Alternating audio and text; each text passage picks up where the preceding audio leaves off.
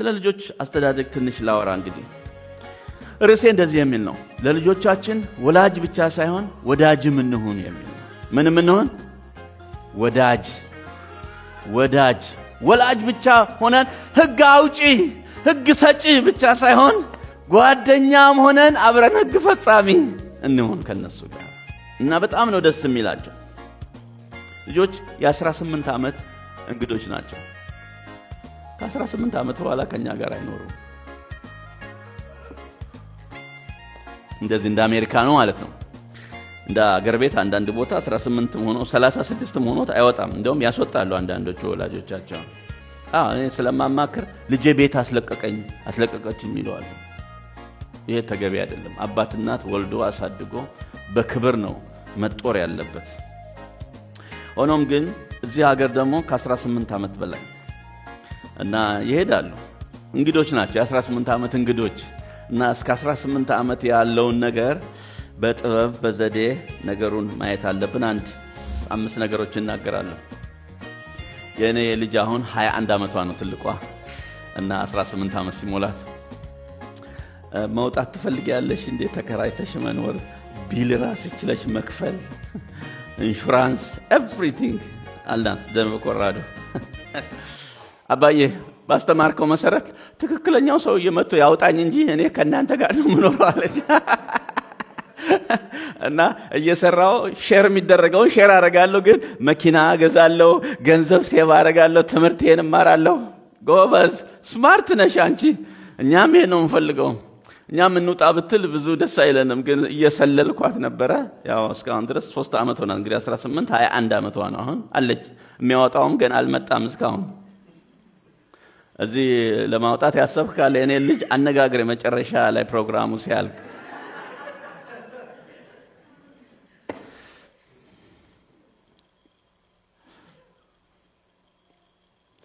18 ዓመት እንግዶች ናቸው። ስለዚህ የመጀመሪያው በቃልም በኑሮ ምሳሌ እንሁን። በቃል በኑሮ ምሳሌ እንሁናቸው ለልጆቻችን። እቺን ጻፉ።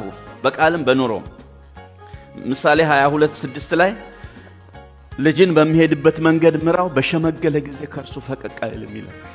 ስለዚህ በቃልም በኑሮም ምሳሌ እንሁናቸው። በመናገር የተናገርነውን ደግሞ በመፈጸም ምሳሌ እንሁናቸው። በተለይ ደግሞ እዚህ አሜሪካን ሀገር ያሉ ልጆቻችን በተለይ እነዚህ 6 ዓመት 7 ዓመት 8 ዓመት 9 ዓመት 10 ዓመት ልጆች በስማ አይቻሉም። እነሱ በቃ እንትና ውንፍ አያደርጉም። አሁን አንዳንድ ወላጆች ስልክ ሲደውል የማይፈልጉት ከሆነ የለችም በል ይላል። የለችም በል ይላል። ዋይ ይላል ልጁ። አይልም፣ አይተባበርም።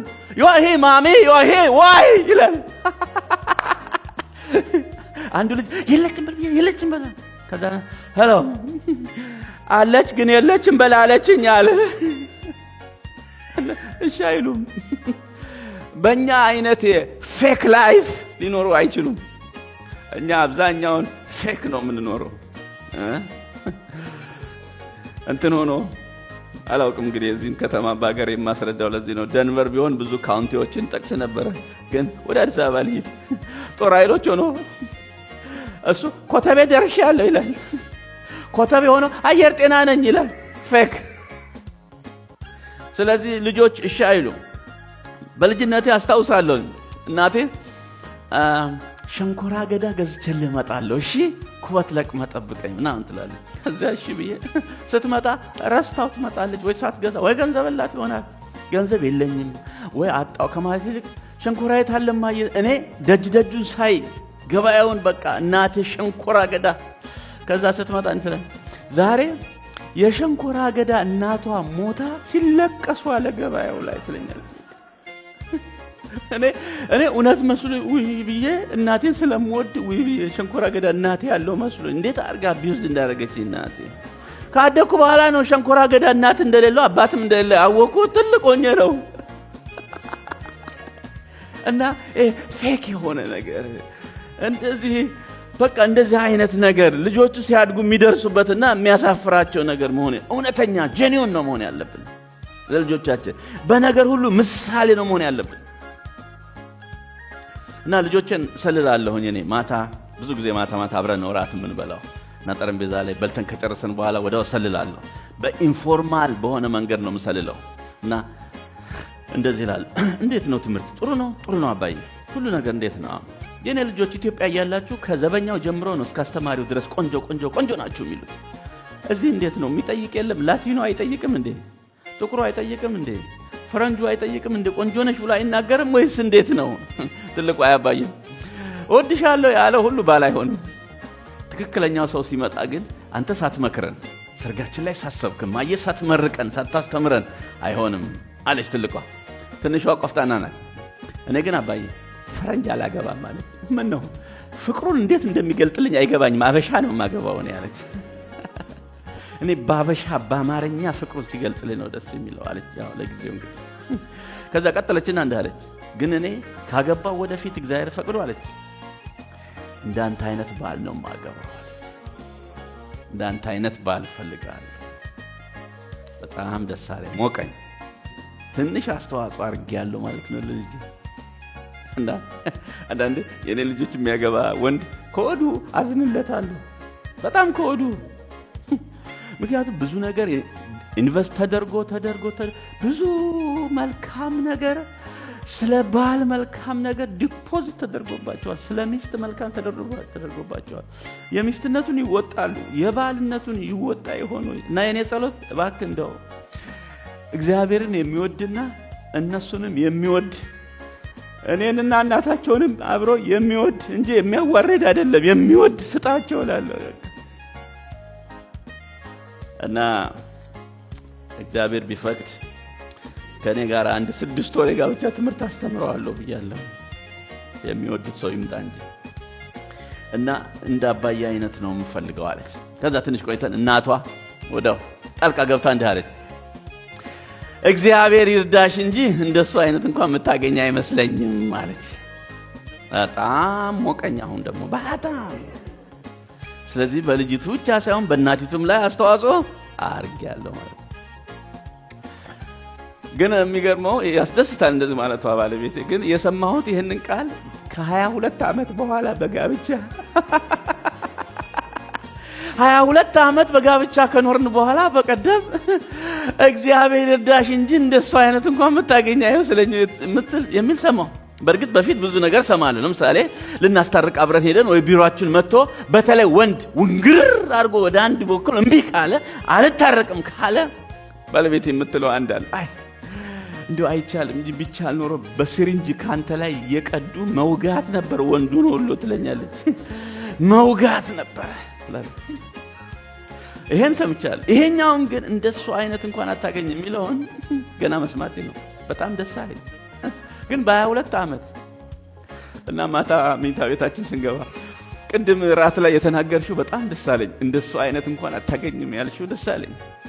ግን 22 ዓመት ሙሉ ሳትነግሪኝ ዝም ብለሽ የከረምሽው ምን አባሽ ሆነሽ ነው? እንዴት አልነገርሽኝም እስከ ዛሬ? ኦኬ፣ የተማርኩት ይሄ ነው። ብዙ ጊዜ ሴቶች ፍቅራቸውን በስራ እንጂ በቃል አይገልጡም። ስለዚህ ወንድ ይሄን ቢያውቅ በሰላም ይኖራል። እንትን እወድሻለሁ ሲል አልወድህም ስትልም እወድሃለሁ ማለቷ ነው እያለ እየተረጎመ ይኖራል። እሱ እወድሻለሁ ይላል፣ እሷ በሩን ዝጋልኝ ትላለች። ተቃራኒ እወድሻለሁ ሲል እባክህ ስራ ፈት በሩን ዝጋ ብያለሁ እና ያ ማለት በሩን ዝጋ ማለት ስራ ነው፣ ያው እወድሃለሁ ማለት ነው ብሎ ተርጉሞ መኖር ነው። ግን እኔ ምን እላለሁ? እወድሃለሁ ሲል መልሶም ደግሞ እኔም ማለት ጥሩ፣ እኔም እወድሃለሁ ማለት ጥሩ ነው። ብዙ ሴቶች በስራ ነው የሚገልጡት። አንዳንድ ሴቶች ምን አሉ? በወደው አይደል እንደ ልጅ ወለድኩለት ይላሉ። ልጅማ ለዚህ ለሆምትን ይሄ ሆም አፌር አለ አይደለ? ለሱም ይወለዳል፣ ለተለያየ ለእርዳታ አይደለም። ስለዚህ ፍቅር ዋና ነገር ነው። ባል ሲሰማ ደስ ይለዋል። ሲሰማ ከሷ በጣም ደስ ይለዋል። ዛሬም አላረጀሁም ማለት ነው፣ ዛሬም ትወደኛለች ይላል። ይታደሳል። አጎንብሶ የሚሄደው ቀና ብሎ ይሄዳል ሰውየው። ሴትዮዋ ማዳቷ ሁሉ ይጠፋል፣ ደስ ይላል። ስለዚህ ይሄንን ማድረግ ጥሩ ነው።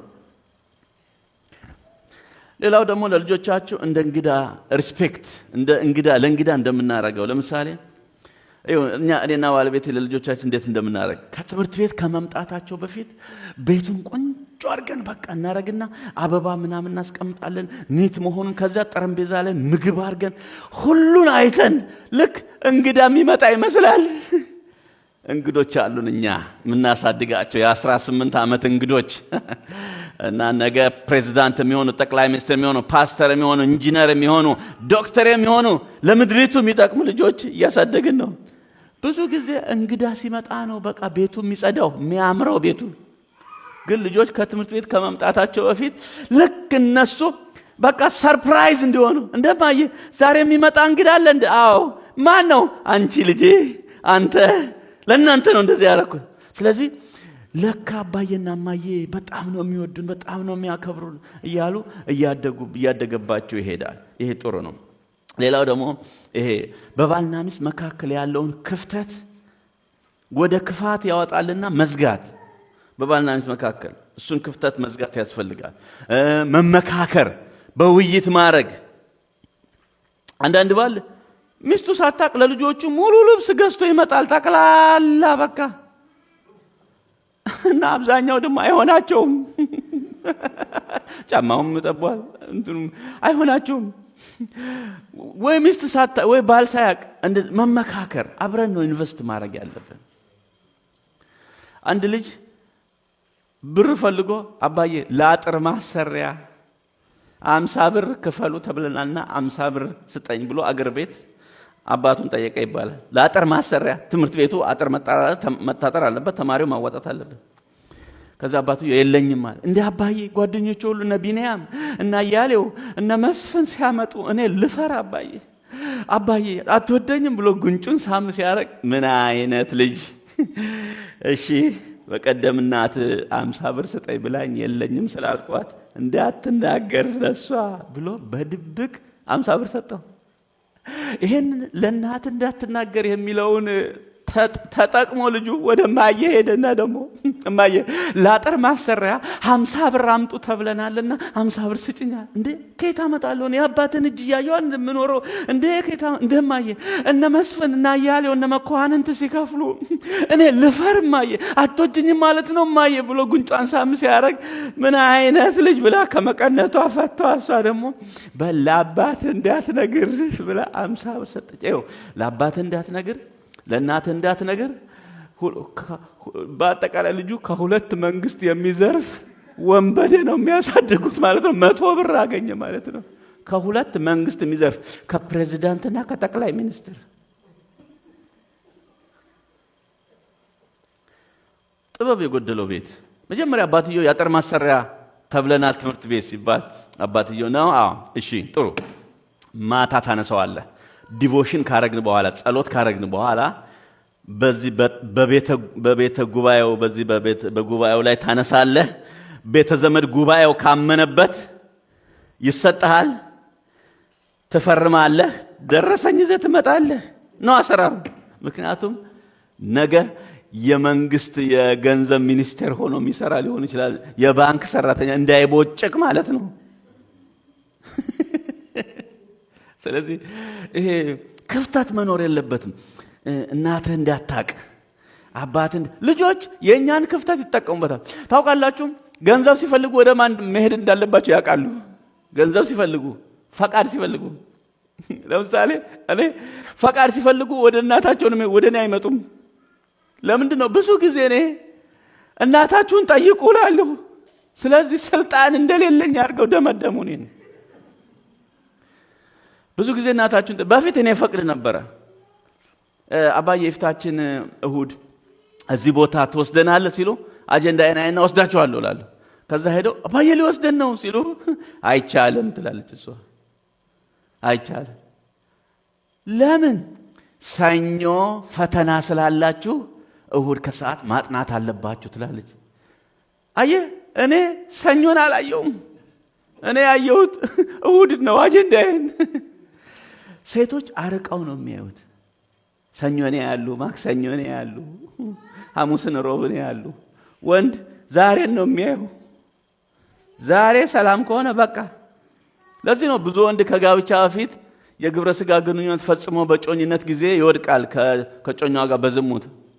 ከዛ አርግዛ ስትመጣ ነገ አረገዝኩ ስትለው ከኔ ከኔማ ሊሆን አይቻልም እና ስፖንሰር አርግሻለሁ አስወጪው። ወንድ ነገን አያይም ይባላል። ዛሬ ደስ ይበለኝ ነው የሚለው። ሴት ግን ነገን ታያለች። ስለዚህ